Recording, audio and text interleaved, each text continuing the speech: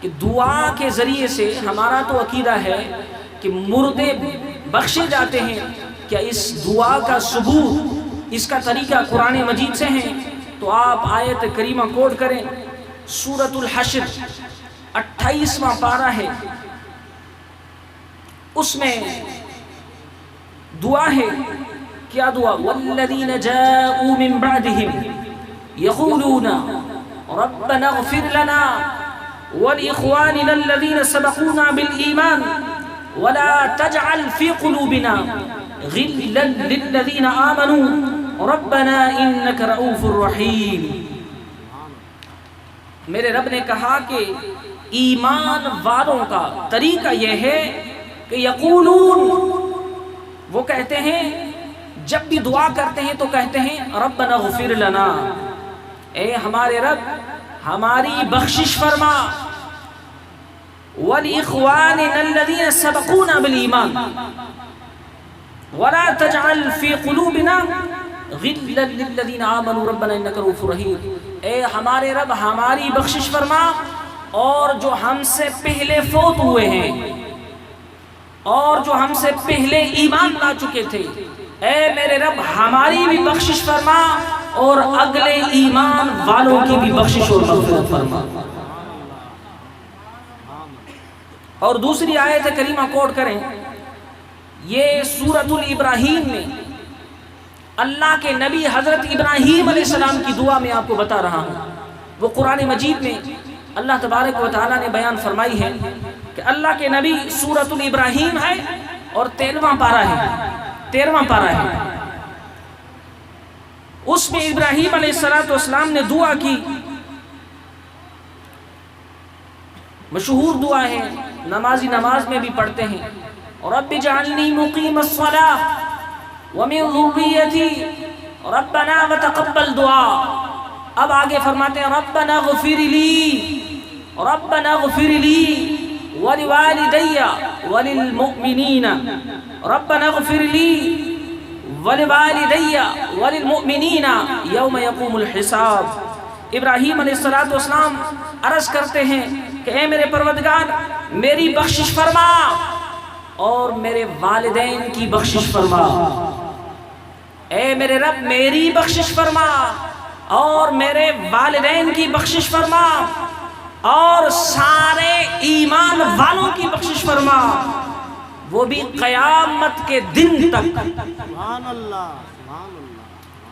اور تیسری آیت کریمہ کوٹ کریں، سورۃ النوح 29واں پارہ ہے، اس میں اللہ کے نبی نوح علیہ السلام نے دعا مانگی، وہ فرماتے ہیں ربنا اغفر لی ولوالدی ولمن دخل بیتی مؤمنا وللمؤمنین والمؤمنات ولا تزد الظالمین الا تبارا۔ اے اللہ، اے میرے رب میری اور میرے والدین کی اور جو ایمان والے میرے گھر میں داخل ہیں ان سب کی بخشش اور مغفرت فرما۔ اب یہ 3 آیتوں کو میں نے تلاوت کیا ترجمے کے ساتھ آپ کے آگے، تو میں آپ سے پوچھتا ہوں، مبارک ہو تمہیں، عقیدہ مبارک ہو، یہ جو ہم دعا کرتے ہیں نا کہ میرے رب میری بخشش فرما، میرے والدین کی جو فوت ہو گئے ہیں بخشش فرما، یہ اللہ کے نبیوں کی سنت ہے۔ اب ابراہیم علیہ السلام آئے، انہوں نے دعا کی، اس کے والدین اس جہان میں نہیں تھے، اس نے دعا کی اگلوں اس کے جو والدین فوت ہو گئے تھے، فوت ہونے والے والدین کے لیے اللہ کے نبی نے دعا کی میرے رب میری بھی بخشش فرما اور میرے والدین کی بخشش اور مغفرت فرما۔ ابراہیم علیہ السلام کا عقیدہ تھا کہ جو لوگ فوت ہو جاتے ہیں وہ ایمان والوں کی دعاؤں سے بخشے جاتے ہیں، یہی عقیدہ اہل سنت و جماعت کا ہے۔ اور نوح علیہ السلام کا عقیدہ تھا اگر دعا کے ذریعے سے مرنے والوں کو فائدہ نہ پہنچتا تو اللہ کے نبی کبھی بھی دعا نہ کرتے۔ اس سے معلوم ہوا کہ اللہ کے نبیوں کا یہی عقیدہ تھا جو سنی آپ کا عقیدہ ہے، کہ ہم مانگتے ہیں کہ میرے پروردگار جو فوت ہو جاتے ہیں، میرے والدین میرے دادے پردادے جو بھی فوت ہو گئے، اے میرے رب ان سب کی بخشش اور مغفرت فرما۔ مرنے والوں کو دعا سے فائدہ پہنچتا ہے، اگر نہ پہنچتا تو اللہ کے نبی قطعاً دعا نہ کرتے۔ اللہ کے نبیوں نے یہ دعا کی، اور اللہ کے نبی جو بھی کام کرتے ہیں وہ امت کے لیے شریعت ہوتی ہے۔ اب ہمارے لیے شریعت بن گئی، نبیوں کا کام ایمان والوں کے لیے شریعت ہو جاتا ہے۔ اب یہ ایصال ثواب کی محفلیں رکھنا اور دعائیں مغفرت کرنا، عبادت میں کھانا پکانا، جو کچھ بھی کرنا، یہ سب کچھ دعا کے ذریعے سے ان مرنے والوں کو ایصال ثواب پہنچانا دعا کے ذریعے سے۔ اللہ اکبر، یہ اللہ کے نبیوں کی سنت ہے اور یہ شریعت ہے۔ سبحان اللہ، سبحان اللہ، بے شک۔ اب یہ تھی 3 آیتیں قرآن مجید کی۔ اب آپ کو میں حدیث پاک بھی عرض کر رہا ہوں، وہ آپ کوٹ کریں تاکہ ایصال ثواب کا مسئلہ حل ہو جائے اور آپ کے ایمان کو تقویت پا جائے۔ آپ کوٹ کریں، مشکات شریف کی حدیث میں عرض کر رہا ہوں۔ سرکار نے فرمایا میری امت کے کچھ لوگ جب فوت ہو جاتے ہیں تو گناہوں کے ساتھ قبر میں جاتے ہیں، اور فرمایا کہ جب قیامت کے دن قبر سے نکلیں گے تو ان کے نامہ اعمال میں کوئی بھی گناہ نہیں ہوگا۔ حیرت کی بات ہے، جو عاشق بیٹھے تھے نا وہ مضطرب ہو گئے، انہوں نے عرض کی کہ سرکار وہ گناہ کہاں جائیں گے؟ تو سن، صحابہ نے عرض کیا فدا کا بھی امی یا رسول اللہ، میرے ماں باپ آپ پر قربان محبوب، ان کے گناہ کہاں جائیں گے؟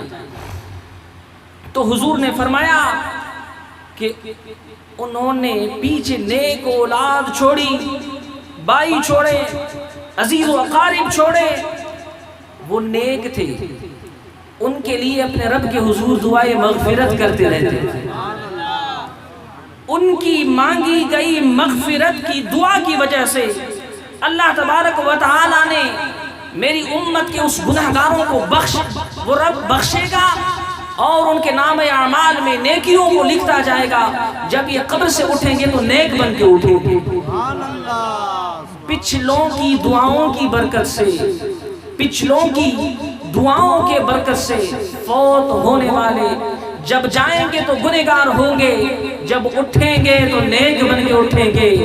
ساتھیوں، یہ ولیوں کی دعا کا اثر بتایا جا رہا ہے، اولیاء اللہ کی دعاؤں کا اثر بتایا۔ نیک اولاد چھوڑی، نیک مطلب ولی، ان کی پیچھے اولاد اللہ کی دوست بن گئی عبادت کر کر کے۔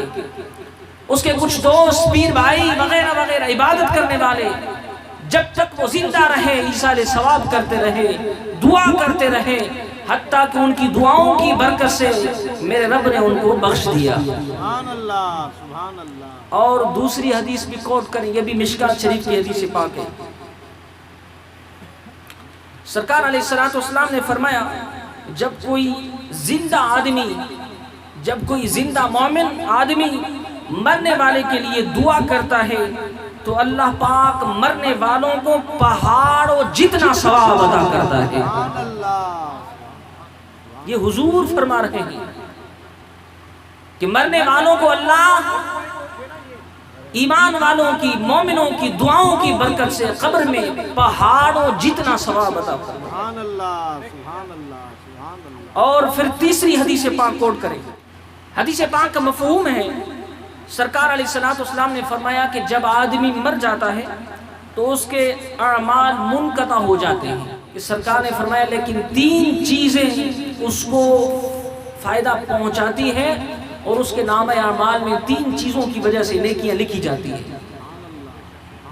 صحابہ نے عرض کیا فدا کا ابی و امی یا رسول اللہ صلی اللہ علیہ وسلم، محبوبہ وہ کون سی چیزیں ہیں 3 ہم دنیا میں کر جائیں؟ تو سرکار نے فرمایا کہ ایک نیک اولاد۔ دیکھیں نیک اولاد کتنی عظیم نعمت ہے۔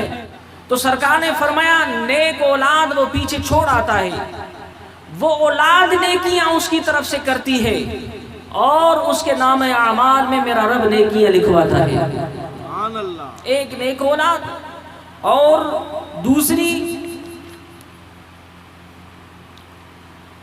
صدقہ جاریہ، جیسے آپ نے مسجد بنوائی، مدرسہ بنوایا، کنواں کھدوایا،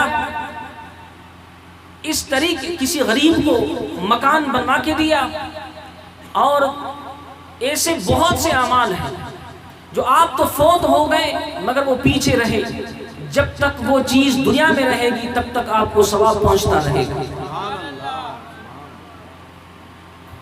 تو یہ ہے صدقہ جاریہ، اس سے بھی فائدہ پہنچتا ہے۔ اور تیسری جو چیز ہے نفع بخش علم۔ آپ نے علم سیکھا، اور جس طریقے سے میں آپ کو عرض کر رہا ہوں، ایصال ثواب کا مسئلہ عرض کر رہا ہوں، اگر آپ سمجھ گئے اور اپنی زندگی میں عمل کرتے رہے تو مجھے اللہ تبارک و تعالیٰ اپنی رحمت سے ثواب پہنچاتا رہے گا۔ تو یہ ہے علم، نفع بخش علم۔ آپ نے کسی کو بٹھایا اور اللہ کا ذکر سکھایا، جب تک وہ کرتا رہے آپ فوت ہو جائیں گے، ان کے ذکر کی برکت سے آپ کو ثواب پہنچتا رہے گا۔ کسی کو آپ نے دین کی باتیں سنائی اور آپ فوت ہو گئے، مگر جب تک وہ زندہ رہیں گے اور اس پر عمل کرتے رہیں گے، آپ کو ثواب پہنچتا رہے گا۔ اگر انہوں نے کسی اور کو سنائی تو پھر یہ ثواب آگے بڑھ جائے گا، ان کو بھی ملے گا، ان کو بھی ملے گا، ان کو بھی ملے گا۔ اس طریقے سے اگر اسی نے کسی اور کو بتایا، اس کو کہا جاتا ہے نفع بخش علم، جو منتقل ہوتا رہتا ہے اور ثواب بھی پہنچتا رہتا ہے۔ تو یہ تین چیزیں ہوتی ہیں، نیک اولاد، نفع بخش علم اور صدقہ جاریہ۔ اور یہ کتنی احادیث ہوئی؟ 3 احادیث مبارکہ۔ اب چوتھی بخاری اور مسلم کی حدیث کوٹ کریں۔ سرکار علیہ الصلوۃ والسلام کے در دولت میں ایک خاتون آئی، انہوں نے عرض کیا کہ میرے محبوب، میری ماں فوت ہو گئی، کیا میں اس کے لیے روزہ رکھوں؟ یہ عبادت ہے، جس طریقے سے میں نے کہا کہ 3 قسم کی عبادت ہے، کیا میں اس کے لیے روزہ رکھوں؟ اس کو فائدہ پہنچے گا؟ تو سرکار نے فرمایا قال نعم، ہاں روزہ رکھو، اس کو فائدہ پہنچے گا۔ سبحان اللہ۔ اور 5ویں حدیث بھی کوٹ کرو، وہ بھی بخاری اور مسلم کی ہے۔ سرکار کا ایک صحابی ہے حضرت سعد رضی اللہ تعالیٰ، اس نے سرکار سے پوچھا کہ میری ماں فوت ہو گئی ہے، اس کو موقع نہ مل سکا کہ وہ مجھے کچھ وصیت کر سکے، اے محبوب میں کیا اس کے لیے کچھ عمل کروں، اسے فائدہ پہنچے گا؟ سرکار نے فرمایا ہاں پہنچے گا۔ تو اس نے اس وقت ضرورت تھی، مسلمانوں کو پانی کی تکلیف تھی، اس نے ایک کنواں کھدوایا اور مسلمان اس سے فائدہ لیتے رہے۔ اس نے اس کنویں کا نام ام سعد رکھا، جو آج تک مدینہ پاک میں ہے۔ ام سعد اس کنویں کا نام ہے، اور صحابی نے اس کا نام ام سعد رکھا، جس طریقے سے ہم میلاد کہتے ہیں، 11ویں شریف کہتے ہیں، اس طریقے سے صحابی نے ام سعد رکھا، کھدوایا اللہ کی رضا کی خاطر، عبادت سمجھ کر ام سعد اس لیے رکھا کہ میرے پروردگار اس کا ثواب سعد کی امی کو پہنچا دو۔ یہ کتنی 5 حدیثیں۔ اب 6ٹھی حدیث پاک بھی کوٹ کریں۔ علامہ جلال الدین سیوطی رحمۃ اللہ تعالی علیہ نے حدیث پاک کوٹ کی ہے۔ علامہ جلال الدین سیوطی رحمۃ اللہ تعالی علیہ کتاب شرح الصدور کے اندر حدیث پاک نقل فرماتے ہیں کہ جو بندہ صدقہ اور خیرات اور ایصال ثواب جس بھی طریقے سے میں نے عرض کیا کرتا ہے دنیا میں، اور دعا کے ذریعے سے عرض کرتا ہے اپنے رب سے، اے میرے رب، اس عبادت کا ثواب فلاں میرے دوست کو پہنچا، فلاں میرے باپ کو پہنچا، تو سیدنا جبریل علیہ السلام کو اللہ حکم فرماتا ہے، اس ثواب کو ایک نوری برتن میں ڈالتا ہے اور فرماتا ہے کہ جبریل یہ لے چل فلاں بندے کی قبر میں، یہ اس کو نور کی صورت میں ثواب پہنچا۔ اور سیدنا جبریل علیہ السلام اسی قبر میں جاتا ہے، اس کو پاؤں سے اٹھاتا ہے اور کہتا ہے کہ اے بندہ اٹھ، یہ فلاں دوست نے تیرے لیے تحفہ بھیجا ہے۔ جب یہ ثواب پہنچتا ہے تو اس کی قبر اللہ کی عبادت کی برکت سے نور ہو جاتی ہے۔ اللہ اکبر، اس پر وہ اتنا خوش ہوتا ہے، اگر کسی کو دنیا کے سارے خزانے دیے جائیں وہ شخص اس پر اتنا خوش نہیں ہوتا جتنا قبر میں مردہ ایصال ثواب پہنچنے سے خوش ہوتا ہے۔ سبحان اللہ، سبحان اللہ، سبحان اللہ۔ اب 7ویں حدیث پاک کوٹ کریں، مشکات شریف کی حدیث پاک۔ سرکار علیہ الصلوۃ والسلام نے فرمایا کہ جب بندہ فوت ہو جاتا ہے تو اس کی اپنے نیک ہوتا ہے نا جب، تو اس کے اپنے عبادت کے درجات کے حساب سے قبر میں مقام دیا جاتا ہے۔ کوئی نیک بندہ جب مر جاتا ہے نا تو وہ جنت میں ہو جاتا ہے، اس کی روح سیر کرتی ہے، اچانک اللہ کے حضور میں اس کے مقام بلند ہو جاتے ہیں، تو وہ عرض کرتا ہی پوچھتا ہے کہ میرے پروردگار کس وجہ سے ترقی ہوئی؟ تو میرا رب فرماتا ہے کہ میرے بندے پیچھے سے فلاں بندے نے تمہارے لیے دعائے بخشش کی، کچھ صدقات خیرات کیا، اس کی وجہ سے میں نے تمہارے لیے درجات کو بلند کیا۔